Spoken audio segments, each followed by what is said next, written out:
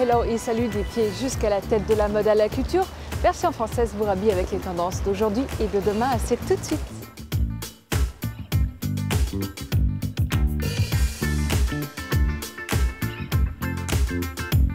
Chimère et drôle de bête tapissée squatte l'atelier de Frédéric Morel. Non, vous n'êtes pas au zoo, mais bien dans son atelier de tapisserie. À vos pinceaux, Inès Longivial va vous donner envie de vous remettre à la peinture, découverte d'une jeune artiste talentueuse. Un voyage inspirant, une découverte des arts d'islam au cœur de Paris, c'est le programme de notre repérage du jour. Toucan bleu, c'est tout un univers coloré et exotique que suscite la créatrice Cécile Hibou avec ses bijoux Made in Paris. Beau pour les yeux, bon pour la tête, le tout en version 100% française. C'est point de vue.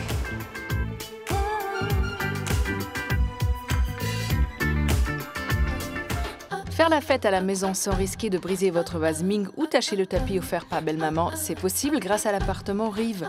Les créateurs de ce joyeux concept ont créé un bar privatisable qui ressemble comme deux gouttes d'eau à un appart. Alors on a l'impression d'être à la maison, mais le tout sans pression. Bon, en Normandie, il y a la crème fraîche, les pommes, mais aussi le vieux moulin de Vernon. Ce drôle de bâtisse médiévale sur pilotis donne l'impression qu'elle est prête à quitter terre. Vous l'aurez bien sûr reconnu, c'est en réalité un moulin qui a traversé les âges, qui semble encore bien camper là pour un moment. Découverte historique. Ah, Versailles, ses rois, ses secrets et surtout ses froufrous. L'ouvrage Versailles et la mode retrace les looks qui se sont succédés à la cour de Louis XIV. Alors que ce soit pour le côté historique ou pour remettre au goût du jour le jabot et les jupons, on a bien envie de parcourir les pages de ce livre. Référence demandée s'il vous plaît. C'est bien parce que son ramage se rapporte à son plumage que les parfums Sabé Masson nous ont séduits. Des packagings aux motifs ultra pop et diversifiés, un formastique ludique et des odeurs enivrantes, les parfums ont 1000 vertus et surtout celle de nous donner envie de le glisser dans notre sac. Une découverte qui sont bons.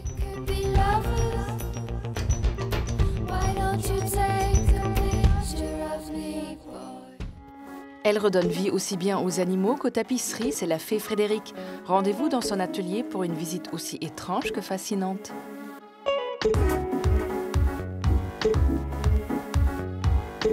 Si vous tombez nez à nez avec ce lapin ruche à Brol, vous vous apprêtez à rentrer dans un monde imaginaire, celui de Frédéric Morel. Pendant des années, Frédéric a tour à tour observé, puis aidé sa grand-mère à confectionner une immense tapisserie murale. Encadrée pendant des décennies dans le salon familial, elle a finalement été retirée, puis jetée à la poubelle au décès de sa grand-mère. Et à ce moment-là, ça a déclenché, mais vraiment déclenché mon travail. Ça a été le déclic, car j'ai trouvé que c'était une injustice, un manque de respect pour ce qui avait représenté tant de travail, tant d'émotions. C'était trop injuste. Donc j'ai commencé ce travail de sauvetage, un vrai sauvetage. Et en l'étudiant, je me suis rendu compte que ça racontait énormément de choses. Avec son univers fantastique et son imagination débordante, Frédéric s'applique à redonner vie aux objets et aux moules d'animaux délaissés qu'elle croise en utilisant des tapisseries, elles aussi mises de côté. Il faut imaginer que de l'autre côté du mur, il y a le reste du corps. Et qu'en fait, le mur est devenu poreux et qu'il vient nous redire bonjour de l'au-delà. Et qu'il revient avec une histoire. Et son histoire, on va la raconter avec tous les motifs qu'on trouve dans le vocabulaire énorme de ces tapisseries. Parce que si ça ne se voit pas au premier coup d'œil, la peau de ces bêtes est un assemblage de plusieurs morceaux de tapisserie et autres canevas. On invente des techniques et on pousse à fond comment on pourrait utiliser ce qu'on a.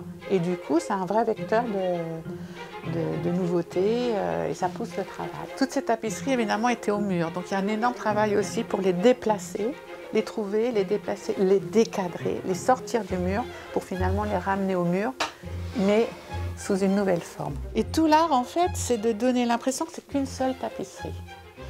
Et que, justement, cette incrustation, si on s'approche, on ne va pas la voir. Et donc, c'est tout un jeu donc, de composition pour que ça épouse la forme, que le motif se retrouve sur le volume.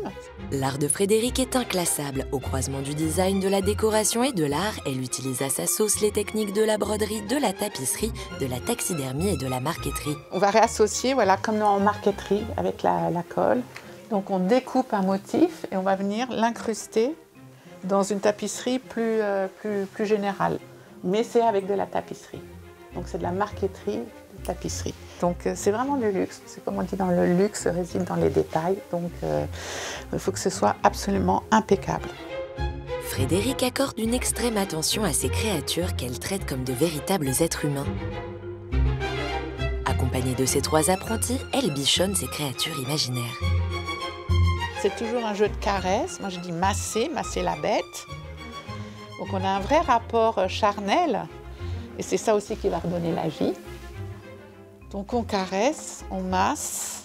Des fois on lui donne des coups de marteau, on lui fait un peu mal pour que la colle prenne bien. Quand ils sont entièrement parés, ils ont leurs cils, leurs crinières, leurs cheveux. Elles ont les soins, on les coiffe, on leur refait les cils au babyliss. Par rapport à d'où elles viennent, elles étaient si négligées, on va avoir tous les soins, leur donner tous les soins maximum, comme en fait, comme si c'était vraiment les personnes humaines. Et c'est bien ce dont il s'agit, puisque les animaux dotés d'une âme. Si en gastronomie, cuisiner les restes est à la mode, Frédérique lutte aussi contre le gaspillage. Adepte de la récup, elle glane tous les restes et les oubliés qu'elle trouve. Et dans son atelier, on trouve de tout. Des fils électriques pour garder les vaches. Donc ça, c'est les Pokémon qui viennent de la poubelle. Donc là, on a mis tout ce qui sert au travail, tous les éléments, comme dans la recette, tous les ingrédients. Et on va essayer de remettre de l'ordre. Le but ultime de ce travail, qui charrie énormément de choses en fait, c'est une profusion, c'est essayer de remettre de l'ordre dans le désordre. Remettre de l'ordre et surtout donner une deuxième vie aux tapisseries kitsch et démodées.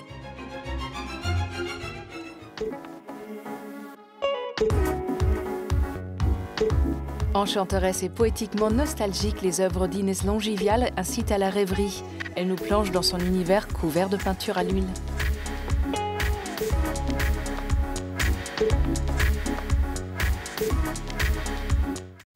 Murmurer sa mélancolie, oser la folie, douter et peut-être même rêver, Inès Longivial le souffle dans chacune de ses peintures. Des œuvres romantiques jusqu'au bout du pinceau, elle est certainement l'une des artistes les plus intrigantes de sa génération. C'est au marché juste en bas de chez elle que la jeune artiste nous a donné rendez-vous. Je vais vous prendre des gerbera roses, s'il vous plaît. J'adore l'ambiance, j'adore ce fleuriste en fait, j'y viens presque toutes les semaines. Toutes ces fleurs sont trop belles, toujours des nouvelles couleurs et tout. Là, les gerbera, elles sont trop belles, j'adore. Inès peint comme elle pourrait écrire son journal intime. Ses inspirations, elle les puise dans sa vie quotidienne. Ça dépend des jours, quoi. Hier, je t'aurais dit que c'était Almodovar, demain, ce sera Hitchcock. Le marché, c'est tout le temps, par contre. Ça peut être le cinéma, la mode, bien sûr, les séries, tous les trucs que je fais, que je regarde. Du haut de ses 27 ans, Inès aurait pu logiquement se tourner vers les arts numériques. Mais difficile de passer à côté de son destin quand on est avec un pinceau au bout des doigts. J'ai commencé à peindre, je me souviens plus très bien quand, c'était quand j'étais toute petite. Et c'était avec ma mère parce qu'elle peignait aussi et qu'elle avait fait des études d'histoire de l'art. Et on était très proches, donc voilà, ça avait tout son sens. En plus, il n'y avait pas les jeux vidéo et tout. Donc moi, c'est vrai que c'était mon occupation principale. Après des études supérieures en art appliqué dans son sud-ouest natal, Inès emporte son chevalet à Paris. À l'époque, un ami de Guillaume lui parle de la jeune artiste pour créer l'identité visuelle d'un bar. Il me montre l'illustration qu'Inès avait fait d'une stripteaseuse sur une barre de pole dance. Et j'ai eu immédiatement un coup de cœur absolu parce qu'il y avait quelque chose de très cru dans voilà, une strippeuse où on peut imaginer une vie plutôt pas très fun. Et l'illustration d'Inès avait donné une poésie. Après cette première expérience, tout va très vite pour Inès. Des marques veulent travailler avec elle, mais rapidement, elle freine les commandes. J'ai envie de rester libre et puis j'ai un problème avec le fait que les marques peuvent quand même tout acheter.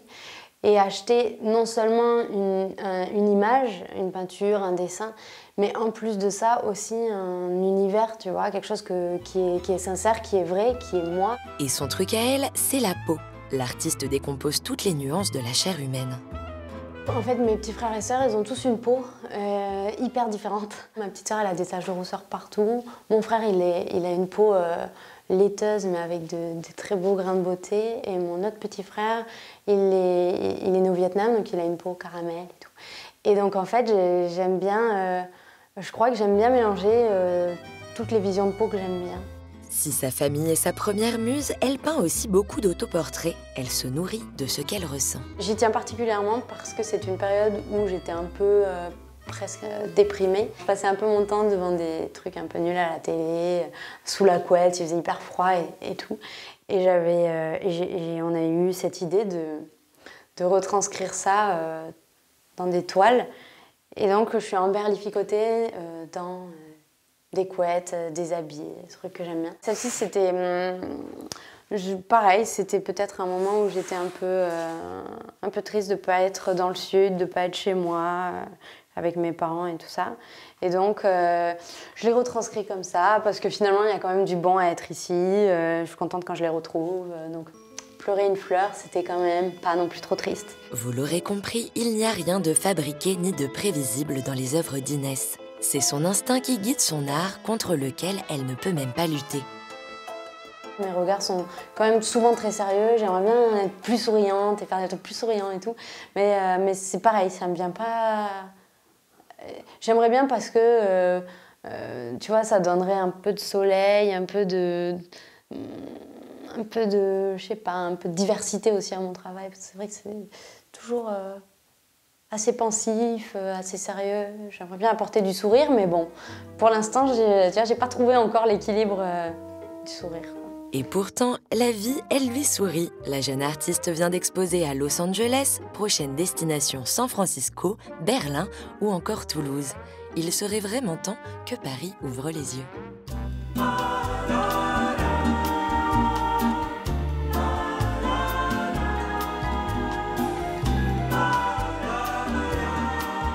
Bonjour Inès. Bonjour. Vous nous recevez aujourd'hui chez vous. Vous attendez d'avoir un atelier qui se libère pour peindre. En ce moment, vous peignez chez vous? Oui, je peins chez moi depuis 6 mois.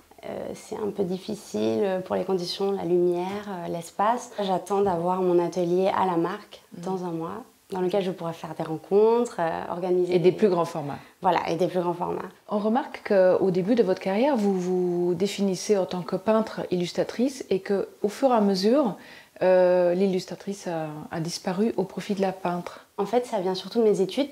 J'ai fait des études de design. En fait, je suis partie après la 3e pour passer mon bac en art appliqué. Ce que j'ai appris, c'était vraiment la communication de l'image, donc plus de l'illustration. Mais par la suite, moi, et puis même très vite, j'ai toujours répondu à la demande, aux exercices par de la peinture ou du dessin. Du coup, c'était toujours ça. Et c'était pas forcément ce qu'il fallait faire, mais moi, je m'en suis toujours sortie comme ça. La contemplation, ça va avec ce que beaucoup de gens disent de votre peinture. Ils disent que c'est une peinture romantique. Vous êtes d'accord avec ça? C'est assez vrai, parce qu'il y a une vraie place pour la nature, pour les sentiments un peu passion, un peu... Enfin, ça, c'est moi qui le vois, mais du coup, oui, un peu. Il y a un message parfois qui est passé à travers vos œuvres? Oui, à chaque fois, en fait. Mais bon, une peinture, chacun se l'approprie quand il la voit, et puis c'est à chaque fois un moment, en fait, que moi j'ai pensé, que j'ai ressenti, que j'ai eu envie de transcrire, que j'ai eu besoin de retranscrire. Et les visages sont beaucoup des visages de femmes? Ouais. C'est souvent moi, un peu ma sœur, mes amis, mais ouais, c'est souvent c'est central dans ma vie d'être une femme, et du coup, on peint sur tout ce qu'on connaît, je crois. Et puis on voit ces femmes, elles répondent en tout cas à aucun critère de beauté actuel. Elles ne sont pas particulièrement minces. Et vous avez dit une fois qu'au fur et à mesure que vous peignez, de toute façon, elles grossissent. Ouais, les mains deviennent plus épaisses, ouais, les pieds. Oui, exactement. En fait, j'adore peindre ce qui est rond, mais pas forcément à outrance. Mais par exemple, les narines, les bouts des doigts, j'adore. C'est vrai que je grossis souvent les extrémités. Ouais, voilà. Et pourquoi vous avez choisi l'huile? Vous aurez pu faire de l'aquarelle, vous aurez pu faire le dessin, plein d'autres choses. Oui, bien sûr. J'aime pas trop l'aquarelle depuis toujours. Même quand je prenais des cours, j'ai jamais vraiment aimé l'aquarelle. Mais par contre, je peignais beaucoup avec l'acrylique. Et puis, je suis venue assez naturellement à l'huile. En fait, c'est beaucoup plus large ce qu'on peut faire avec l'huile. En fait, quand j'étais petite, une fois, on m'avait offert un coffret d'huile. Et puis, un samedi, je me suis dit, ok, allez hop, je vais me mettre à l'huile. Et l'huile, c'est vraiment une galère. Et j'en ai mis partout. Je me suis faite gronder. Et j'ai dû tout nettoyer après avec de l'essence de térébenthine. Oui, ça sentait fort. Ah ouais, c'était horrible. Du coup, je m'y suis pas... Enfin, après, j'ai un peu abandonné. Et ouais, je me suis remise il y a 2 ans, 2 ou 3 ans. Donc c'est assez récent. Ouais, c'est assez récent. Et ça a été, ça a été assez naturel finalement. J'ai eu envie de... En voyant des huiles, je voyais le potentiel beaucoup plus profond de l'huile. Comment évolue votre peinture? J'essaye de jamais faire ce que j'ai déjà fait. D'ailleurs, c'est peut-être un problème parce que du coup, j'ai du mal à travailler en série. Ce que j'essaye de développer en ce moment, la série, et, pour essayer de moins m'épuiser finalement. Parce que j'ai tendance à, quand je trouve quelque chose, à le faire une fois et puis à me dire, ah hop, je passe à autre chose. Alors que, non, c'est plutôt cool de continuer, de voir comment ça peut d'explorer jusqu'où voilà, ça peut aller. Ouais, que ce soit dans les couleurs, les formes ou la manière de peindre. Merci Inès. Merci à vous, merci beaucoup.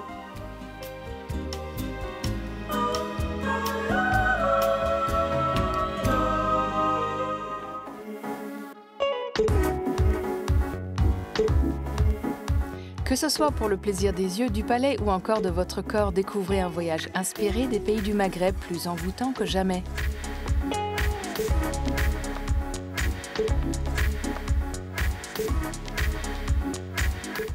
Repérage, c'est votre rubrique dénicheuse de bons plans parisiens.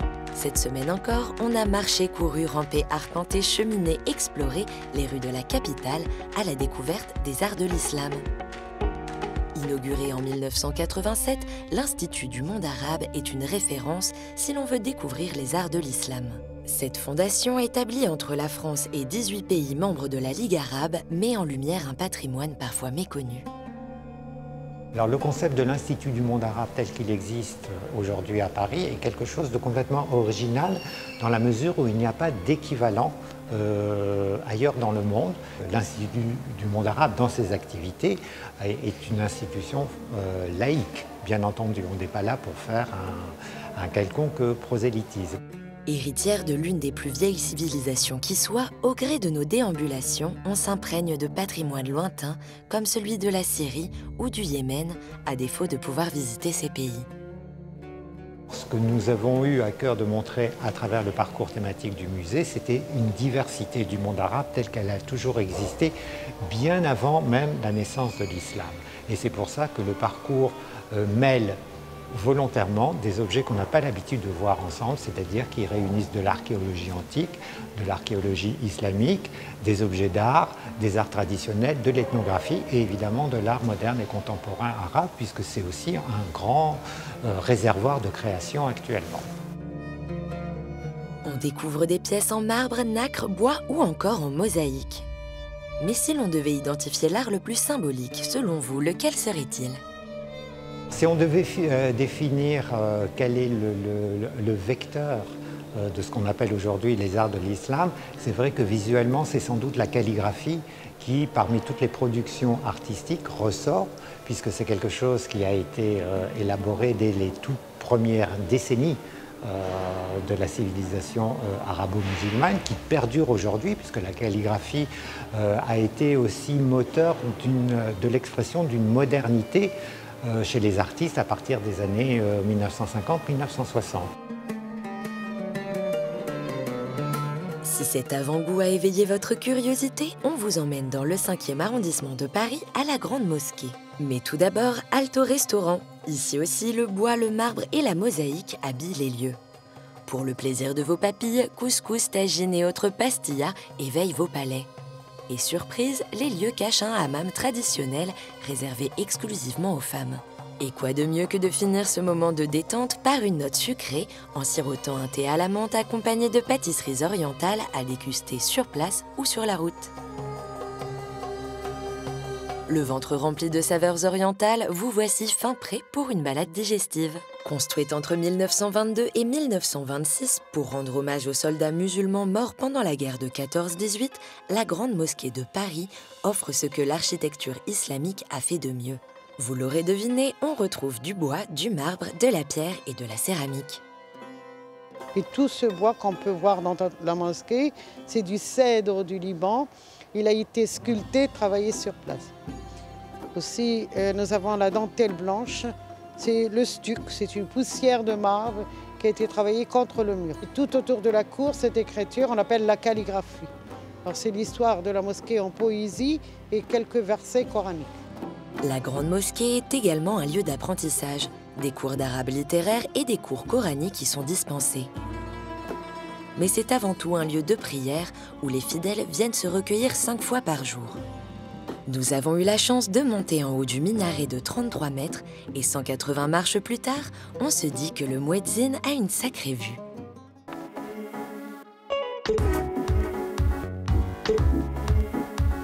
Drôle d'oiseau que voilà, c'est bien le toucan bleu qui vous donnera l'impression de porter des plumes au cou façon iroquoise.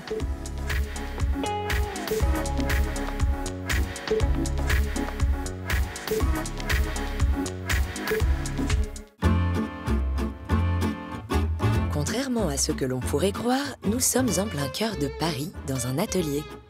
Bonjour, je m'appelle Cécilie Huon, j'ai 31 ans et je suis la créatrice des bijoux et accessoires Toucan Bleu.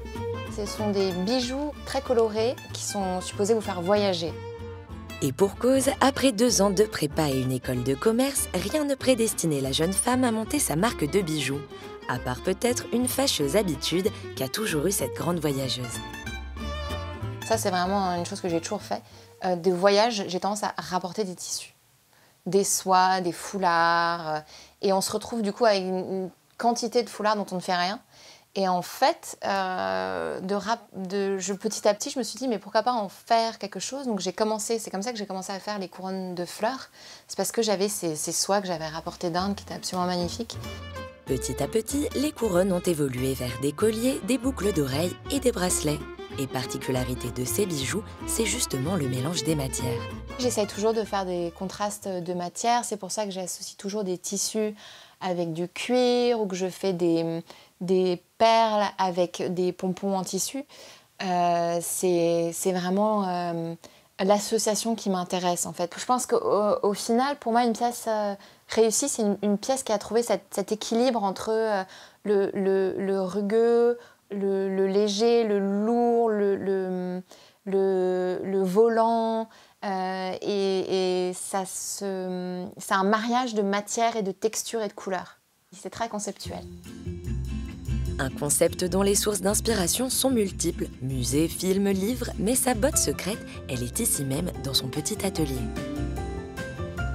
Quand je rentre dans mon atelier, c'est comme si je rentrais dans un petit univers à part.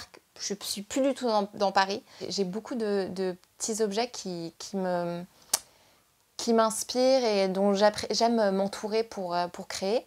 Donc on a par exemple le chapeau vietnamien qu'une amie m'a rapporté. J'ai un tableau péruvien ramené par mon père dans les années 70. J'ai un Bouddha birman. Et là, je dirais que la deuxième chose très importante pour moi, c'est d'avoir de la musique. J'écoute énormément de musique quand je travaille, généralement du jazz, de la bossa nova. La musique fait vraiment partie de mon travail au quotidien. Cela fait maintenant plus de 5 ans que Cécile est créatrice. Aujourd'hui, elle fait 2 collections par an, mais des collections assez limitées.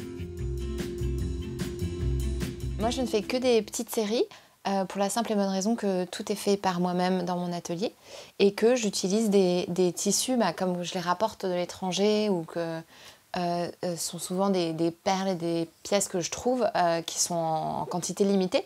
Donc quand il n'y a plus de tissu, c'est fini. Ici, Cécile utilise ses matières premières, elle imagine les pièces et les confectionne. Mais en fait, elle n'est pas toute seule.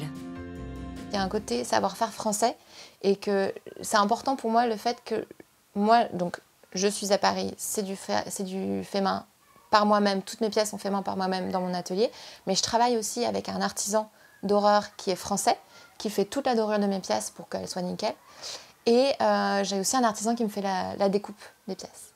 Donc c'est vraiment un artisanat en France inspiré du monde. Grâce à ses créations au nom exotique, elle nous donne une bonne raison de réviser sa géographie. Et pour Cécile, ce n'est pas près de s'arrêter car elle a encore plein d'autres projets de voyage.